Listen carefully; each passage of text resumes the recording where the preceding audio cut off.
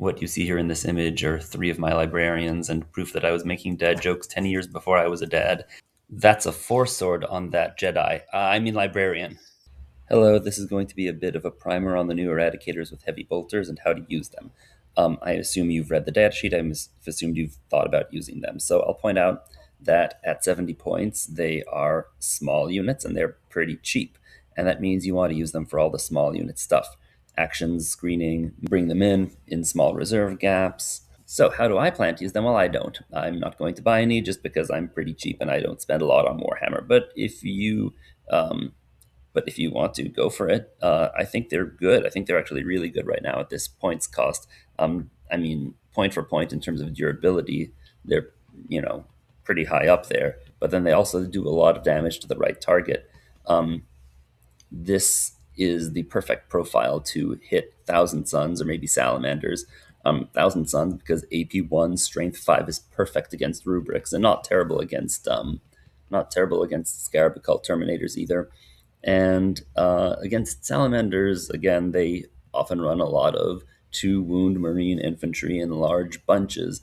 From my perspective, the ideal way to use them is to have 1 or 2 of these units in strategic reserve. You don't want to commit too many points. You don't necessarily want 3 units because there will be a lot of matchups where this doesn't really help you much.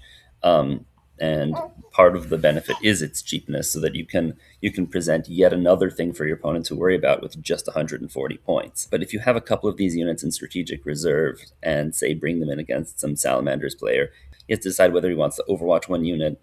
And if he doesn't, then you do a lot of damage. And even if he does flame 1 unit, you still do a fair bunch of damage. Salamanders aren't particularly good at screening because they run a few large blobs to do a lot of damage.